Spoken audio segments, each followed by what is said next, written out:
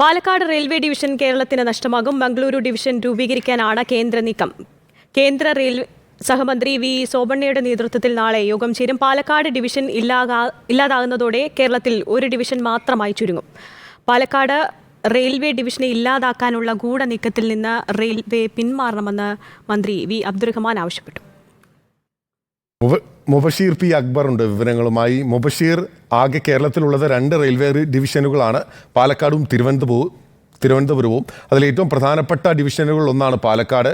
അത് കേരളത്തിന് നഷ്ടമാകുന്നു എന്ന് പറയുന്നത് കേരളത്തെ സംബന്ധിച്ച് വലിയ തിരിച്ചടിയാണ്.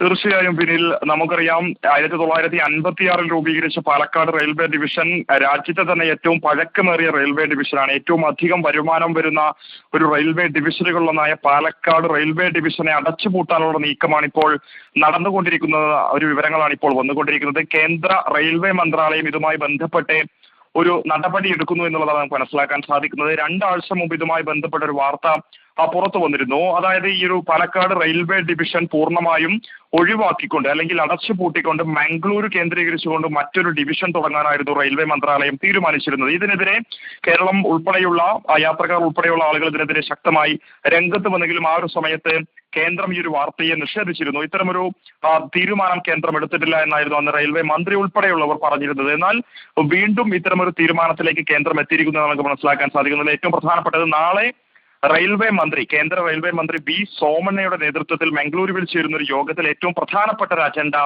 ഈ ഒരു പാലക്കാട് ഡിവിഷൻ ഒഴിവാക്കുക എന്നതുമായി ബന്ധപ്പെട്ട കാര്യമാണെന്ന് നമുക്ക് മനസ്സിലാക്കാൻ സാധിക്കുന്നത്. നിലവിൽ ഇക്കാര്യത്തിൽ സംസ്ഥാനം ശക്തമായ വിയോജിപ്പ് അറിയിച്ചിട്ടുണ്ട്. സംസ്ഥാന റെയിൽവേ ചുമതലയുള്ള മന്ത്രി വി അബ്ദുറഹ്മാൻ ഇക്കാര്യത്തിൽ ഒരു പ്രസ്താവന തന്നെ പുറത്തിറക്കിയിട്ടുണ്ട്. കൂടാതെ ഇതുമായി ബന്ധപ്പെട്ട് കത്തെഴുതാനാണ് സംസ്ഥാനം തയ്യാറെടുക്കുന്നത്. നേരത്തെ ഇത്തരത്തിലൊരു തീരുമാനം റെയിൽവേ എടുക്കുമെന്ന് അറിഞ്ഞ ഘട്ടത്തിൽ തന്നെ അതിനെതിരെ പ്രതിഷേധവുമായി രംഗത്ത് വന്നിരുന്നു. ബില്ലിൽ സൂചിപ്പിച്ചതുപോലെ തന്നെ നമ്മുടെ സംസ്ഥാനത്തെ 2 റെയിൽവേ ഡിവിഷനുകൾ, പാലക്കാടും തിരുവനന്തപുരവും, അതിൽ ഏറ്റവും അധികം ആളുകൾ ആശ്രയിക്കുന്ന വടക്കൻ കേരളത്തിൽ ഉൾപ്പെടെ ഏറ്റവും അധികം വരുമാനം വരുന്ന ഒരു റെയിൽവേ ഡിവിഷൻ നിർത്തലാക്കുന്നത് കൂടി യാത്രാ ക്ലേശം വർദ്ധിക്കുമെന്നുള്ളതാണ്. നമുക്ക് തന്നെ അറിയാം, ഈ വിഷയത്തിൽ തുടർച്ചയായി നമ്മൾ ക്യാമ്പയിൻ ചെയ്യുന്നുണ്ട്. യാത്രക്കാരുടെ ദുരിതം ഇത്തരത്തിൽ പൊതുസമൂഹത്തിൽ എത്തിക്കുന്നുണ്ട്.